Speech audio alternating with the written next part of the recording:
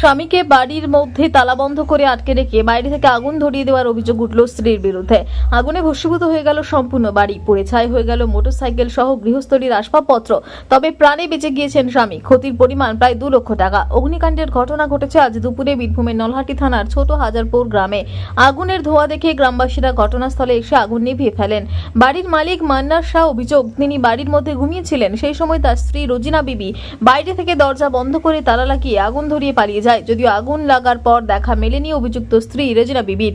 এই অগ্নিকাণ্ডের খবর পেয়ে রামপুরহাট থেকে ঘটনাস্থলে পৌঁছায় দমকলের একটি ইঞ্জিন। খবর পেয়ে ঘটনাস্থলে পৌঁছায় নলহাটি থানার পুলিশ। ব্যুরো রিপোর্ট, দিনরাত স্টার নিউজ।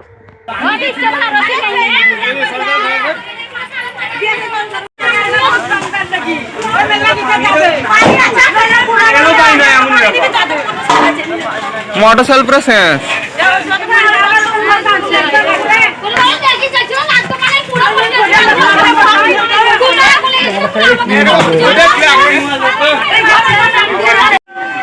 এইদিকে আগে ধরে তারপর ওইদিকে দাঁড়িয়ে তারপর ধরতে ধরতে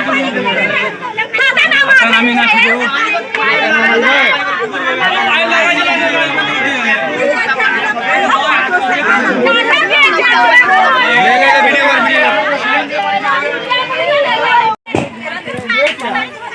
गाड़ी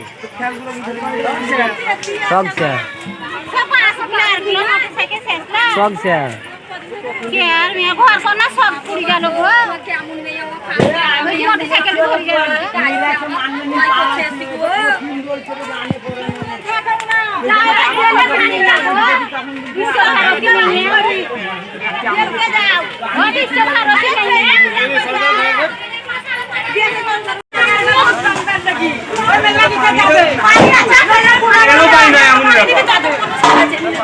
मोटरसाइकिल पर सेंस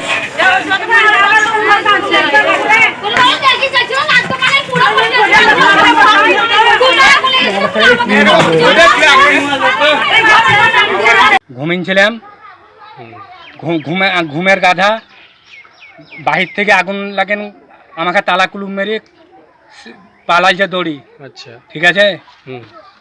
ছেলেপিলাকে আমি শুনছি, ছেলেপিলে কারেন্টের তার ধরিয়েছে। এদিকে হাতা নামি নিলাম।